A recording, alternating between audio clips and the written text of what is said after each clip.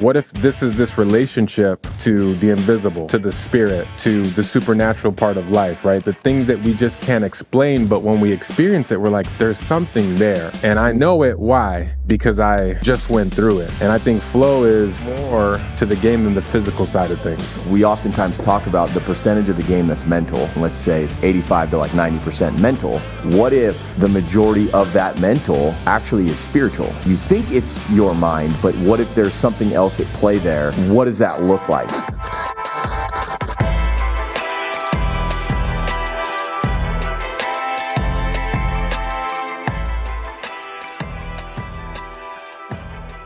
I'm going to use your terminology that we talked about earlier today. It's the invisible. And so why don't you help everybody listening understand, when I say invisible, what is he talking about? Let's talk about some invisible things. Well, I mean, there's a lot of ways that we can get into this. I think another way of saying it, right, is like, let's talk about the spiritual side of sport. Let's talk about what matters most and even like what we don't notice on a daily basis. So I'll ask you this. I don't think I've ever asked you this. Have you ever felt like when you were playing that you hit what's known as like flow state? Of course. So describe that. So I think a lot of people, it's what they aspire to attain, right? Is this flow state? But basically, when I was in flow, I can't really remember the very specific instances, but what I can tell you is that it just feels effortless. It feels like you're not trying, right? Everything makes sense. You're kind of in this rhythm. Yeah. And so in baseball, what that looks like is, they talk about it in the big leagues, obviously, when guys hit there, it's like, yeah, the ball feels like it's a beach ball, right? It's like, I can't miss. And so what happens when a player goes up to the plate and feels like they can't miss, they're obviously walking proud, chest is bowed out, have all the confidence in the world. And the thought that I think kind of comes into players' minds oftentimes is like, I hope I have success. When you're in flow state, that thought is not even on the table. Not on the table. Yeah. So that for me is something that I have experienced. Obviously, I wish I would have experienced it more because maybe I would still be playing today. Yeah. Certainly something that I think gets you to continue to go back. And how do I look at this and how do I create more of that? And what if that's part of the spiritual nature of things, in terms of there are times as an athlete where you have stepped into a moment where you understand and you experience whatever's happening is bigger than me. Like, I can't explain it. I just know that I was tapped into something, right? And because I've experienced it too, as a basketball player, where it just felt like everything that I throw up, like shoot, I'm going to hit it. And I just have complete and absolute confidence in it. Part of what I realized even when I was playing sports, and now obviously, working with athletes, is there comes a point where your preparation is kind of inadequate. So even though we spend a lot of time saying, hey, let's prepare, but you could prepare at the highest level, you could do all the right things and still nothing happen. And then if we look at the flip side too, it's like, sometimes you can have the shittiest preparation. You can have a bad day going into the game. And then for some reason, like something miraculous happens and everything clicks. My question for you, and what I would like kind of to get into because of the work that you do, and for anybody who's listening who doesn't know this, so Joe, you obviously work with many professional athletes, whether it's basketball, baseball, hockey, Olympians, you name it, as well as like executives and human beings out there. But when you work with these individuals, like where does this conversation come up for you and with the athlete? Because I want to give these parents really things to think about, whether they have these beliefs or whether they don't. I think it's an invitation for everybody to really open themselves up to, what if there was more out there? And then what does that look like? Yeah. Well, I think we do a disservice to athletes. We do a disservice to coaches. We do a disservice to everybody, not only in the sports world, but no matter what sector you're in, when we relegate the human experience to just the physical one. And I think we experience that, right? Like some of our conversation is, if we just talk about physical, we can sense something's missing, right? If it's just like, hey, get stronger, build more muscles, do more out there. You can be the strongest person in the world. You can have all the accomplishments. And for some odd reason, that human being will say, I feel empty. Right. Like you and I have talked to people who have accomplished some of the greatest things when it comes to sports or any other field. And they're just like, man, I thought that when I got there, that was going to be it. And then they get there and they're like, that wasn't it. Right. And then let's switch to mind. Then it's like, you can be the smartest person in the world, right? Sharpest, know all the books, you professor level. Have all the answers. Have all the answers to everything. And for some reason, you're like, I'm still missing something, right? It's like, it's empty. It's not enough to know everything. Then we start to transition into this area that we're talking about, which to me it's like the heart, it's the spirit, it's the things that we cannot see, where you're like, there's something about this bigger story to life. So if we understand sports as almost like a conduit to talk about the things that really matter, for example, sports gives us an excuse to figure out who we are. One of the things that I love when I work with my guys and gals, at some point they have this realization where they'll say, the more we do this work, the more I'm realizing I have no idea who I am. Wow. And I've accomplished these amazing things in life, but I'm very disconnected from my identity. I'm very disconnected from like my true self, because the more I accomplish, the more I do, I just feel like something's missing. And the more we have these conversations about the deeper things of life, the more I realize there's more to me than my performance. And that's really when we start to invite, okay, what does it look like to know who you are? And to play from that place, to play from a spiritual place, right? And a deep understanding of what it means to be you. Mm-hmm. I would say that's really at the core of everything. And again, sometimes it takes longer. Sometimes it takes a year, 6 months, 2 years before it clicks. And you can see the lights come on to be like, I want to figure out who I am. And maybe sports is just an excuse to figure out who I am. Okay.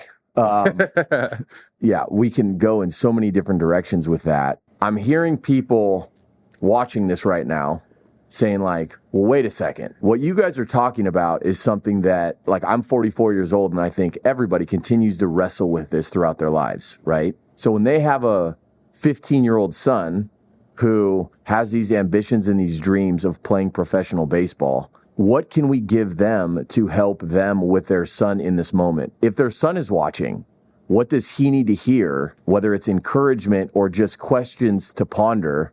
Like, what are some of those things that we can give him in real time? Yeah. So if we look practically speaking, right, I think there's two sides to who we are. So if part of what we're talking about is, let's say, one of the most important conversations for us as humans to come to grips with and start having at early ages, I want to know who I am and I want to start to live from that place. Mm-hmm.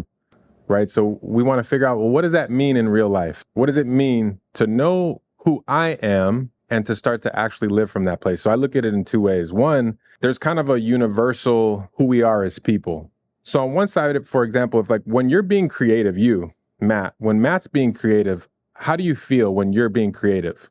Oh, light, excited, happy, great energy. That's how I would describe it. Great.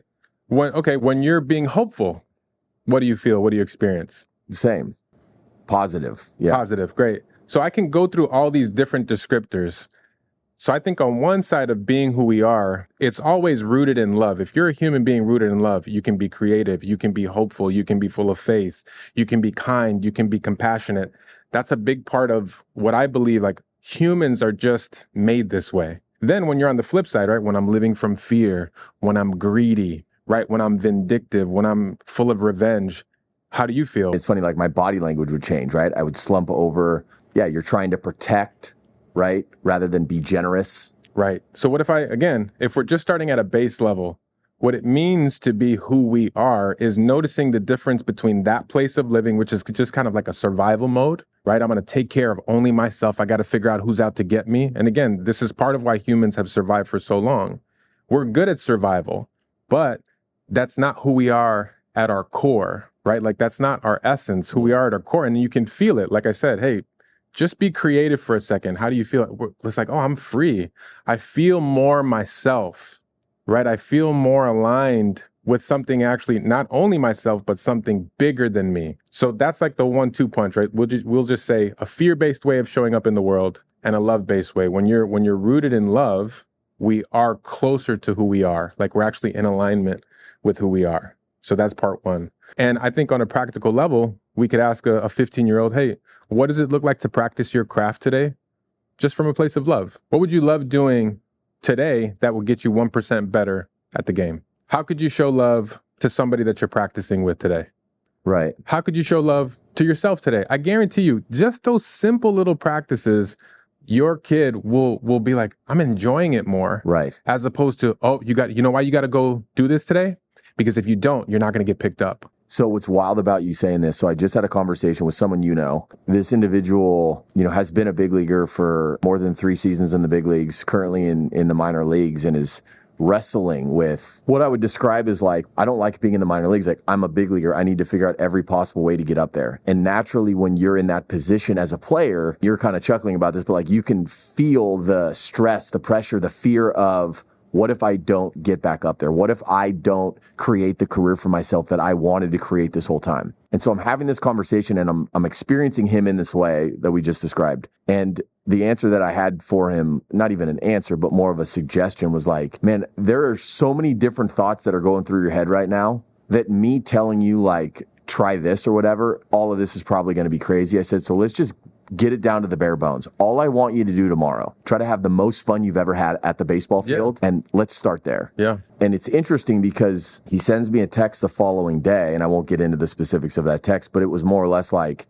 wow, man, that's exactly what I needed. Yeah. But I think what everybody needs to understand is, and I am reminded of this all the time, it doesn't end. You don't figure it out, and then I've read the book, I'm prepared, so let me just go do the work, and like, oh yeah, that's all I have to do. It's like, solve this math equation, get the answer, and then you've got it figured out, and you're good to go for the rest of your life. Right. It's this constant ebbing and flowing. And so that's where I think for everybody listening is, I want to give them, especially the 15-year-old kid I'm describing, I want to give them this foundation of understanding, I guess, where it's not that they have everything they're ever going to need, but they at least understand the baseline that they can continue coming back to. And for me, that is what we're describing. Yeah. Right? Yeah. Which is, if we talk about it another way, it's an absolute trust for you showing up in the moment, and whatever happens, you're going to be fine. Which not a lot of players want to hear. Yeah. Right. It's like,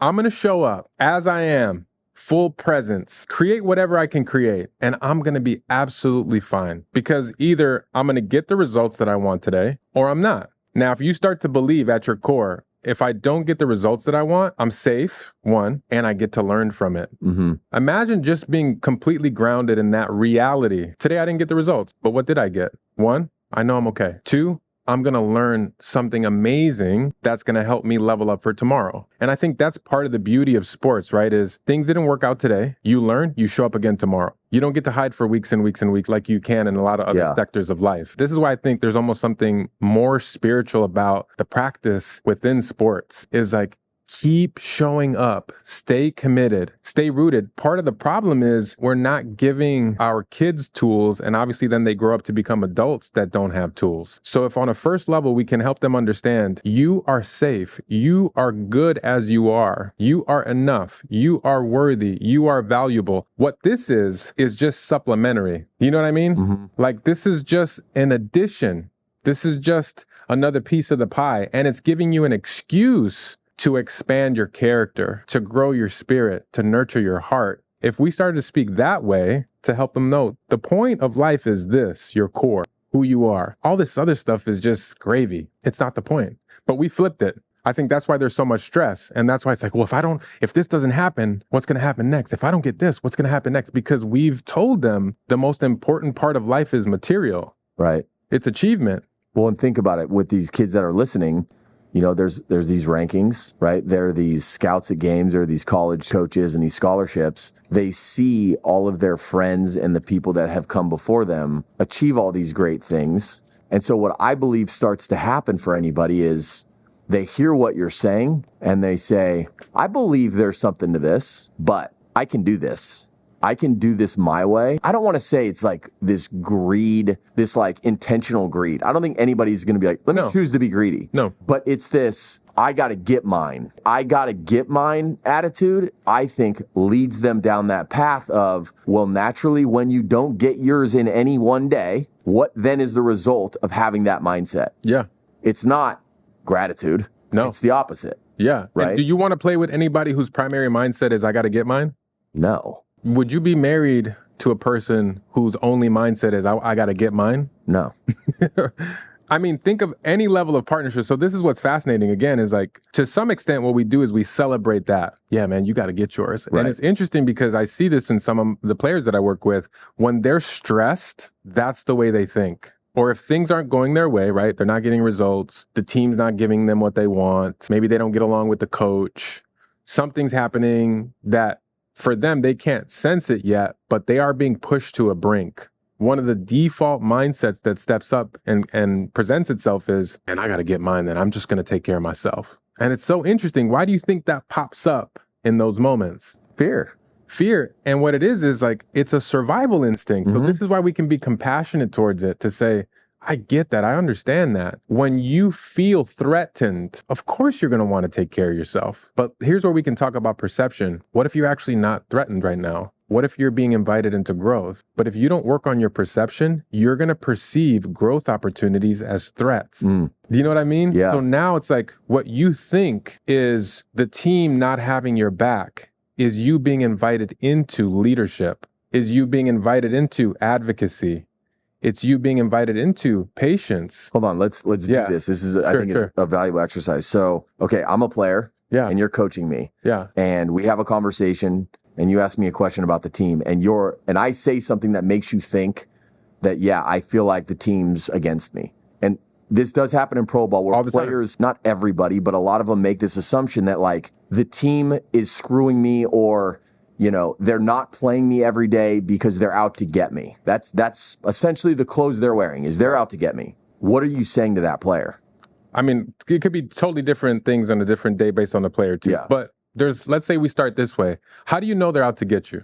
Right. Hey man, there's no other explanation, because, and there's a reason why I'm bringing this up. Sure. There's no explanation. I've done everything that I can do. They have told me that this is what they want to see from me. I've done that, and yet I'm still not playing. And then I have coaches, not the head coach or the manager, but I have coaches who come up to me and say, hey, hang with a man, like the front office doesn't like you, or the manager doesn't like you. Again, so many different entry points. One of the ways that I might jump in is, you said that you've done everything that you can do. How do you know that's true? What if you haven't done everything that you know you can do?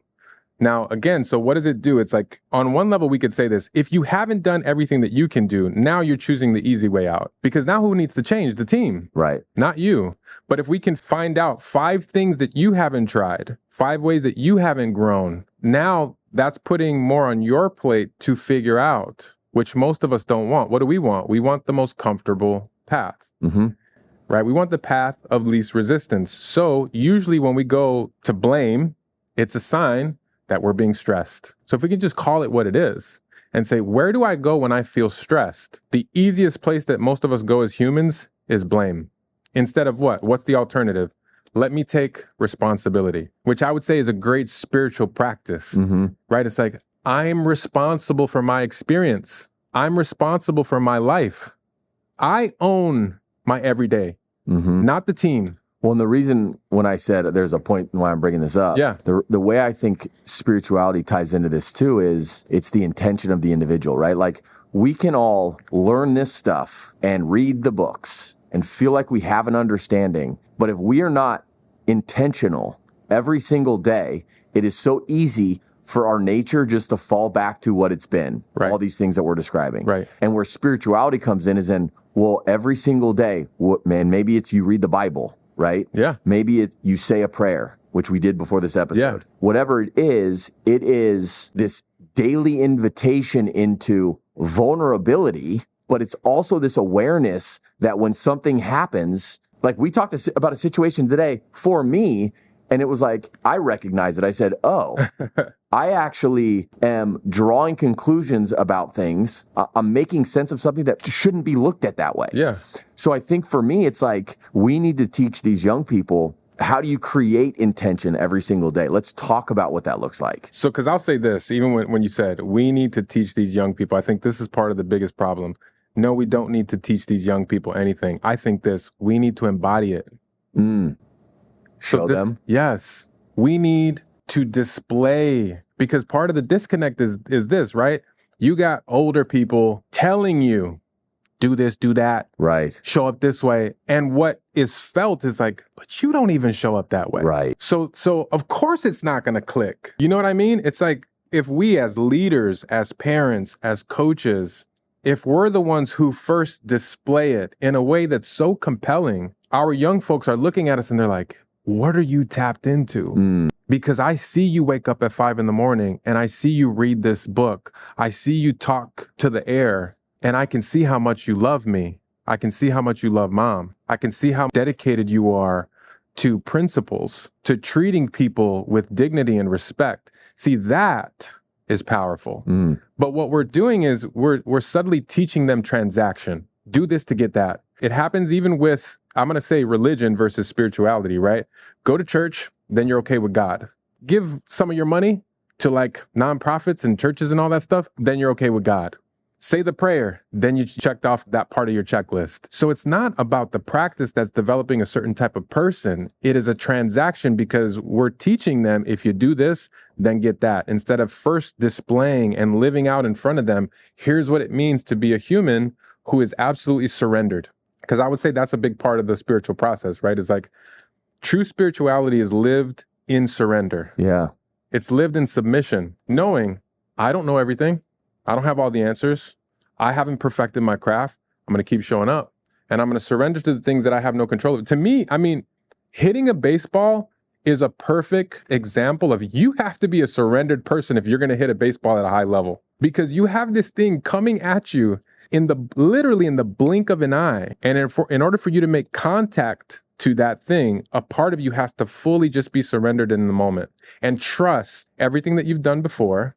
Trust who you are in the moment right now, contact. That to me is a perfect example of just the spiritual nature of life, to say, if I trust I'm going to create something in the moment, I'm going to be absolutely surrendered. Cannot control it. Your spirituality is something that you can't fake. And what I mean by that is there are plenty of people I'm sure that try, right? But when I say you can't fake it, like when you are fully yoked, like it'll make sense. You realize like, oh, this is different. Like I see things differently, right? Yeah. My view of the world is different. That lightness that we're talking about, the flow, like that is what it is. And so for a baseball player, what's funny is there is such an opportunity. You already have faith in something, believe it or not. Yes. Then, yeah, because now you're scratching on it, right? Right. We always have faith in something. So the question that I have is like, okay, so if your faith isn't in God, maybe your faith is in other things. Yes. In baseball, it could be on results, team. I think this is part of the biggest problem, right? So you're always going to have faith in something. And I think this is where the heaviness comes with a lot of players. Because if your faith is 100% in you, man, that's heavy. Because now guess who's God? You are. Sure. And you weren't meant to carry all that. Right. No wonder you're stressed. No wonder you're stressed. No wonder it's overwhelming. No wonder you're looking around your shoulder to see who's going to take your job, right? Because you think you're the center of the universe. What a heavy load to carry. And what if there was an alternative? That's the invitation essentially at its core, right? It's what if there's an alternative where you're not the center of the universe, but you are a person in the story, in the bigger story of the universe. Now you get to play your role and you get to allow God to be at the center. And you can trust him for his part, and then you can show up and provide your part. But I think that's where a lot of guys, where I can sense that heaviness, is they end up either A, creating a world where they're God, where money is God, the team is God, the sport is God, the results are God. That is a recipe for disaster. It's a recipe for constant anxiety, and it's a recipe to essentially burn out and start to hate the game. And I meet a lot of guys who start to hate the game. Why? Because they have put these things in the core, in the center, that don't belong there, right? And this is where, again, the true spirituality comes into play. If I put God at the core, I can let all these other things be players in the game too. And now I can be free. And now you're going to experience a lightness, because there is an equation to it all, right? There's kind of like a mathematics to it. And when you learn math, you know there's an order of operations. So if I let the foundation be the foundation, everything else will take care of itself. So for the kids who are coming up to the draft, I know that a lot of them have made the outcome of the draft everything. Yeah. I have to be drafted. I have to sign for X number of dollars. You know, I'm being looked at as this guy. Scouts are coming to all of my games. There is this expectation that they have on themselves, that their family has on them, that their community has on them. And so naturally, their answer, the only way all of this is good, is if I get exactly what I'm expecting. Yeah. And so what I think is interesting and how this all ties in is, you said earlier, how can you be okay with anything that happens? Right. And I want to call out, because we talked about this earlier. Yeah. So Shilo Sanders goes through the draft and obviously didn't get what he thought, wasn't drafted nearly as high as he expected. Everybody was talking about it, which was terrible to see and witness. Yeah. But if you listen to any of his interviews after the fact, there was a lightness about him. Yeah. Right? Like when I say I don't think people who are yoked can fake it, like I don't think that was an act. I don't think he's like, okay, I got to put on the face to make it look like I'm good with this, when in reality, I'm really domed up. Because we've also seen the guy who's, thinking about something and thoughts are in other places, and that guy's spinning and he's not able to command the camera quite like Shilo Sanders was in those moments. So that's just an example of, I think, what a lot of these athletes go through. They're willing to, I can actually see some people watching this right now and say, okay, man, I'm on board. So I got to do this thing. Yeah. And when I do this thing, like, I'll be good.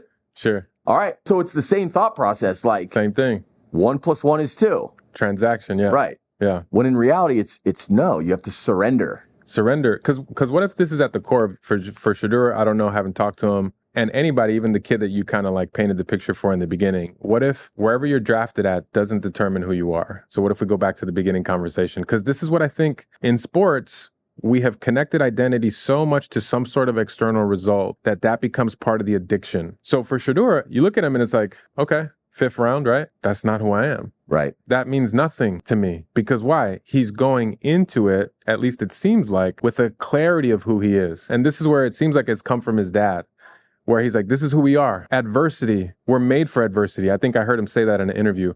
We are made for adversity. We are made for these moments where people second guess us and doubt us, and we show up and we stay committed and connected to who we are. See, there's something spiritual about that, where you're not letting the outside world tell you this is who you are. Because again, there have been plenty of #1 draft picks in every sport who have not performed well. Right. Why? But in their head, they should know, oh, look at what I got drafted at. The first person picked out of all these possibilities. That should tell me something, and that should ensure something, right? But it doesn't. Why? Because your draft status doesn't tell you who you are.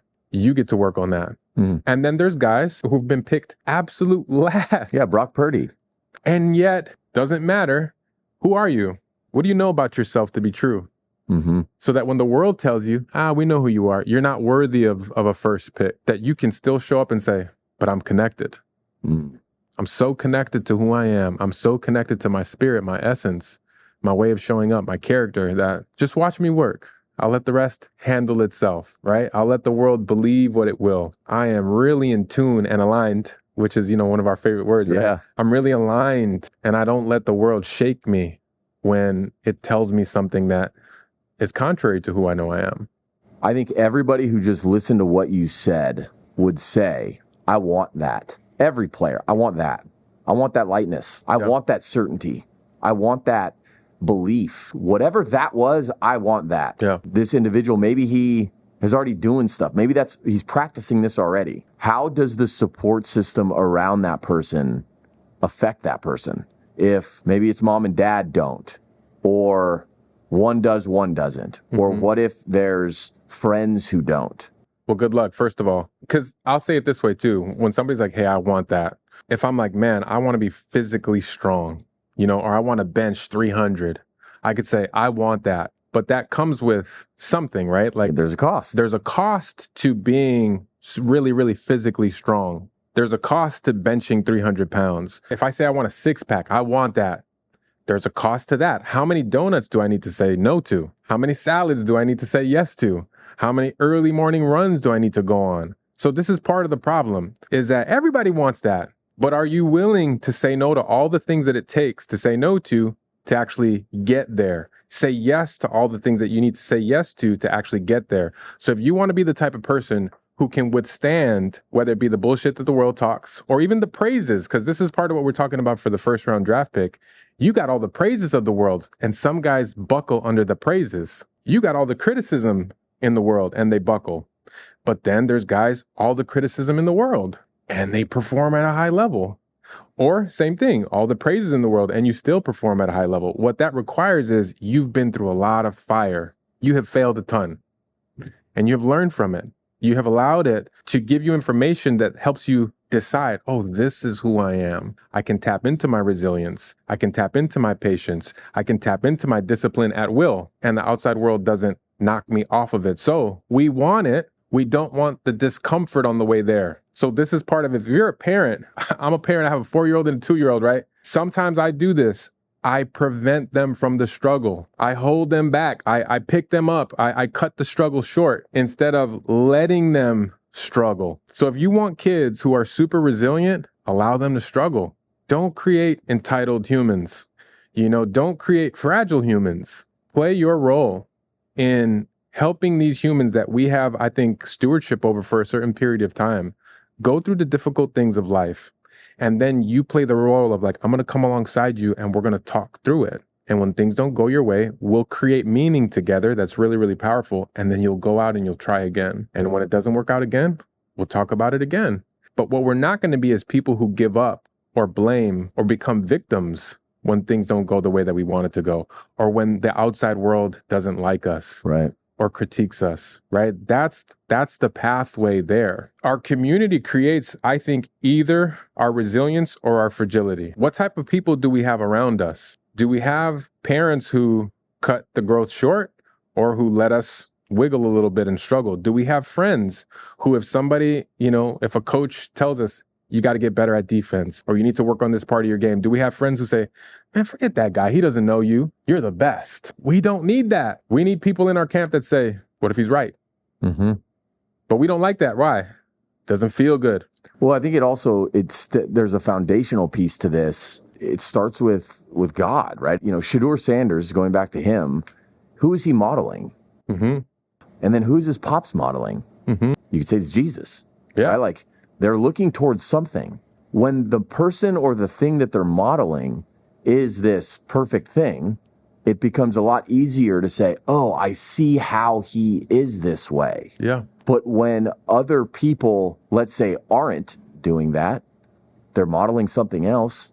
And right. So then that starts to guide their thinking and their behavior. Right. And so it's so easy to see how someone could get themselves into bad situation. Someone can get themselves into some faulty thinking. Someone who can get themselves into, how did I make that mistake? Like, how did I not see that coming? Yeah. Right? Yeah. Because something else was driving you to do this. Right. And maybe it was the greed, the money, the fame, the fortune, the praises, all of this stuff. And you want to believe that, yes, I'm about to fulfill my dream. This is all going to work perfectly. And then it doesn't. Right. Right. Right. Well, even when you were talking about people are modeling something, and we said it earlier, it's like, what are parents modeling? What are coaches modeling? And I think we talk about the word discipline all the time, but we don't understand it's rooted in this idea of being a disciple, right? So if you're disciplined, you are a disciple of something. I think that's part of the disconnect for most of us here is we don't understand parents, coaches, leaders, trainers, whoever you are discipling these young folks, which means like they're looking at you, you're modeling something to them. And sometimes it's not even what you're training them on. Sometimes it's not what you're instructing them on, right? What you're teaching them. It's what you're displaying, right? It's who you are when things don't go your way. It's who you are when somebody dismisses you. It's who you are when you've had a bad day, right? It's who you are when you don't get the results at work or in your marriage. That's what we're looking at because that's what our kids are going to be disciples of, right? When you're pushed to the wall, how do you show up? And again, we've talked a little bit about this, but I'll just be real, is I feel like I'm so grateful for what marriage is. Because I think in the world that we live in, this is also connected to what we're talking about, right? There's a bigger story when it comes to marriage. Marriage is not about romance. That's a great part of it. It's not about it. Marriage is about character development. And it's the ultimate, I think, playing field for growing your character, because now this person sees you at your worst. My wife has seen me at my worst. My traumas come out, my blame, my victimhood, all the stuff that I feel like I have a good hold of everywhere else. But for some reason, it comes out in a different way in marriage because I get pushed in ways that I didn't experience before. My fears of what I don't want to be with, what I've seen in my parents come out. So now the playing field in marriage is, are you willing to commit, which is, I think, this deeply spiritual reality that we could even transition to. Are you willing to be devoted to this relationship, to give your whole life to it, to keep showing up when things don't go your way, to keep forgiving even though, they did you wrong or you feel like they did you wrong, to keep asking for forgiveness when you've done wrong, to clean the mess up and show up again, to love harder the next day, right? What's being worked out? It's your spirit, it's your essence, it's your core. It's these things that we know are true about being human that Marriage is about something deeper. What if it's the same for sports? Sports is about something deeper, and that's what we celebrate. The people who keep showing up, who focus on the small things, who are committed to craft, mastery, hope, joy, striving, growing, transformation, resilience, you name it, and look at who they became along the way. This is what I think about, right? There's one thing to win a championship because it takes so much sacrifice, so much work to get to the championship. And then you notice and realize it takes something altogether different to do it again the next year. And then to do it 3 times in a row, right? Each time you're invited into a different form of transformation, into noticing new things. I really believe like all of this is just an excuse to work on our spirit. That's what I believe at my core. And that's what I have so much joy about, as you can see as I talk about it, right? Is like it brings me life. Yeah. So you think all of sports is an invitation to work at your core? Yes. To work on who you are. It's not about what you're doing. I think that's what we want to make it about, right? Yeah, that's just a vehicle. It's just a vehicle. What you do is an excuse to work on who you are. I think that's the spiritual truth, right? Whatever you're doing. Oof. Talk about a paradigm shift. That's what I think is at the core of everything. And if that's the way we can start to lead other humans, right? Our kids, whoever it is, brothers, sisters, family members, teammates, what you do is just an excuse to work on who you are. That's the point. And if we can click into the point, now the meaning is so much more richer. Because guess what? The game's going to go. Your window of relevance in the game is gone. If you've just focused on what you can do as a player, once that's gone, this is why I think we have so many people who have identity crisis after the sport is gone. Who are you when the sport's gone? Right. But if you've understood the point, sports is the vehicle to work on my identity, to excavate who I am, to grow who I am, to develop who I am, to flourish in my identity. Now, when you're no longer able to play the sport the way you were, guess what? You're stronger than ever after your physical career is over, because your spiritual person keeps going on. Well, and I think the success that people have, the success of Steph Curry is a byproduct of him embodying this every day. I think about a team, let's just say, that wins a World Series. Have there been teams that have won World Series that have been bad clubhouses? I'm sure on some level. Absolutely. Right? But I believe if there was an organization and was able to create a culture around this, that what do you think a group of people who believe this and think this way when they've lost 5 games in a row? Yeah. Are they freaking out? No. They're like, it's coming. It's all good. Yeah. Again, the Shilo Sanders thing, like, it is what it is. Doesn't define me. And so it's not that you do this so you can be successful. It's that success is a byproduct of doing this. Right. It's fruit. But again, if we use like a metaphor here to say a fruit tree bears fruit because it's a fruit tree. It doesn't bear fruit so that now it's known as a fruit tree.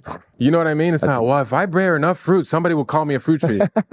You're a fruit tree. You don't do it to feel good about yourself. You don't do it so people recognize you. You are who you are. And then people get to eat. So why is it that as a society, we're doing it so we can be called a fruit tree? Because I think what we've done is we have misinformed one another, right? We think what you're doing tells you, right? Like it's like, all right, do this and then I'll tell you who you are. We wait for the outside world to tell us who we are instead of just knowing it. So that's what I'm saying part of the work is, right? Is like when you're a fruit tree, you just know it, you are it, nobody has to tell you. And I think, the natural world just shows up that way. We've believed in lies, created cultures around a lot of bullshit, I'll say. Mm-hmm. And as a result, we've gotten lost. We've missed the point. We've skewed from our essence, from our spirit, from our nature. And I think that's why these things that kind of call us back to who we are. It's like we need the reminder because we will gravitate towards these other things. We will gravitate towards survival mode. We will gravitate towards comfort. We will gravitate towards the external world as the source of identity and meaning instead of saying, no, it comes from here. I gotta figure out this first and then live from that place. I think we've just done a big disservice by allowing the external world to be way more important than the internal world or the spiritual world. I want to talk about you personally, if we could. Yeah. So, you grew up in Chicago. At what point did you discover your faith? You weren't a 9-year-old kid like, hey, I'll tell you about, right? Sure. How did that come? And I guess, talk a little bit about that. So I'll share this story first that I've shared, plenty of times before, because I think this is where I realized something was different in my upbringing, right? So I grew up in Humboldt Park, Chicago, one of the worst areas of Chicago when I was growing up, known for gangs, and a lot of violence went down in my area. It was just not the most fun place to grow up in a lot of ways. But at the same time, too, like for me, it was all that I knew. And I do think it helped craft me in a number of ways as well. So I'll say the first moment where I think I got invited into something bigger than my story, and then I'll share like the moment where like faith, the presence of God opened my eyes to everything, was I was 11 years old and I was on my way to school. For me, it was just a typical day. And on this particular day, as I was walking out, I walked through the living room and I looked to my right and my uncle was on the couch. And he was just stone cold drunk. It was 8 o'clock in the morning. But it was that kind of drunk where you could smell the stench of liquor coming from his body. For whatever reason on this particular day, I couldn't stop staring at him. And I stopped moving forward on my way to school. And the more I just stared at him, I was asking myself, I'm like, is this who I'm going to be? We talk about modeling, we talk about displaying, right? We talk about the people in your life showing you this is what life's about. I said, man, no matter what, I'm not going to be like him. So I didn't know much. I was 11 years old. I just knew at that point in my life, everything that he is, I'm going to be the opposite. So that meant I'm never going to drink. I don't want to be an alcoholic. And again, I don't want to display judgment for my uncle because he had his own pains that he was going through. But for me, I was like, I want to be different. Not going to drink. He also did drugs. Not going to do drugs. Not going to join a gang. And I left to school that day with this new sort of like framework, these new principles that I didn't have before. And there was something spiritual and I think supernatural about them. And why that happened when I was 11 years old, for me, it later made sense. But for me, that was like a big spiritual moment where I wanted to live by values that were bigger than what I saw around me. So fast forward, I went to Catholic church and Catholic schools a large part of my life. And then my mom started going to this church called New Hope Bible. And I started going there and I was like, okay, well, this is a cool church because now I can understand what they're saying and like the terminology and everything. And so I was like, okay, this is cool. The youth pastor would come to the house and he would like tutor me on things. And I'm like, man, I like this spot. So, okay, I guess I went from Catholic and now I'm like Christian. I don't know. And again, I didn't know how it works. A couple years pass. I'm on my way to work. And on this particular day on my way to work, my headphones were broken. So in Chicago, when you're on the train going to work, you need something to do because you don't want to be that weird person who's just kind of looking at everybody on the train. So I was like, my headphones are broken. And I looked, I was like, the Bible's there. Well, I was like, you know what? I've never read it before. I'm going to pick it up. So now I'm on the train and I'm flipping through the Bible. So now I'm the weird guy on the train with the Bible, flipping through it, going through all the different, spots where it just didn't make sense to me. I'm like, Deuteronomy, I don't know what that is. Romans, I don't know what this is. And then I stopped at Galatians because to me, Galatians like, oh, this sounds like a video game. That's literally why I stopped in Galatians, right? And it started to break down life in the flesh is what it called it. And it says life in the flesh is hate, murder, jealousy, contention, wrath. And I was like, oh my gosh, these things sound horrible. And I just felt this weight on me. I'd never felt that way before, but I just felt this weight. And I was like, I don't want to be this type of person. Now, mind you, though, I'd never done any of those things because the story I shared earlier, I was actually a different type of kid who stayed away from a lot of the negative things. But for some reason, I still felt this sense of conviction. Then I read on and it said, life in the spirit is love, joy, and peace, and kindness, and gentleness, patience. And I was like, man, I want to be this kind of person. And I closed the Bible.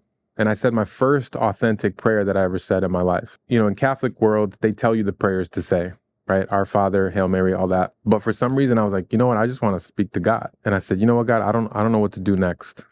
I just know that I want to know you. And then I went to work. A couple days later, I'm watching TV and there's a commercial that pops on. It's like, do you want to know God? And I was like, yo, is this the way that it works? I was like, So then, and this is where, again, it's like speaking directly to me. All right, there's this book, it's called The Power for Living. There's all these athletes that are telling their stories of how they met God in the book. And at that point, my whole life was just sports. It was basketball, everything. All I could think about and dream about was basketball. And so David Robinson was one of the athletes that was telling his story in the book. And then Andy Pettit at the time was actually in there who used to pitch for the Yankees. And so I was like, oh man, these like really cool athletes know God, are telling their story about God. And at the end of the commercial, it says, and the book is free. I was like, man, well, God is real because he knows I don't have any money.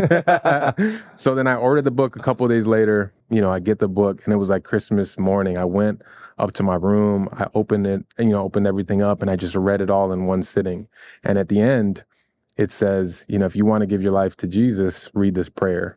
Now, at the time, you know, most people would say, well, it's when you read that prayer that like your spiritual life started. I think for me, when I was in the train, that's where like everything, the spiritual part of me like really woke up. The part of me that was always in there, like it went online. I think this is where a lot of people mix it up. They think spirituality is about going from a bad person to a good person. That's not what it was for me, because I think I was already pretty much a decent, kind of good human being.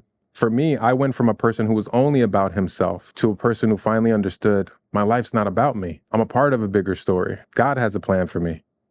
I have meaning. I have purpose. I have a mission. And one of the first things that God told me was, I'm going to use your voice. So I went from a guy who never had any ideas of doing any public speaking to, I need to speak about something. Threw myself into a couple of opportunities, and before you know it, you know, my career took off. I was speaking across the nation. And then I remember my first time where I was speaking in London. And I'm like, man, I'm a kid from the hood. How does a kid from Humboldt Park, Chicago, travel to another country to tell his story? And it all started from my story as a believer who finally realized there's more to it than just what I thought, right? Which is like, get yours, survive, make money, do your thing. Right? It went from self-serving to truly a life of service.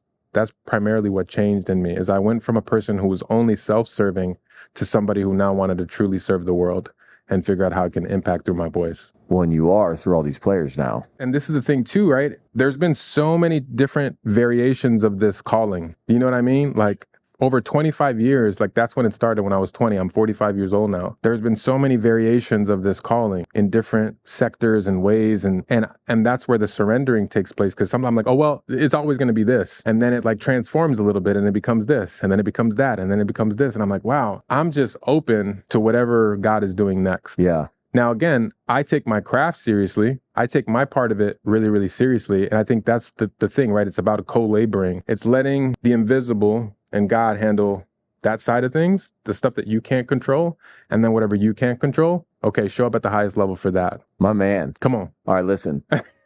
Because we're done on time. Oh, man. And I mean this with all sincerity. Brother, I love you. I love you too, bro. If you guys want to hear more about Joe and I were actually talking about going on the road and doing more like speaking together. So would love to get your feedback and your thoughts. Man, it felt like 15 minutes. I know. I had to look down on the watch and I was like, oh, man. It's time. No, I appreciate you, man. Yeah. Come on. Thank you for having me in the mix.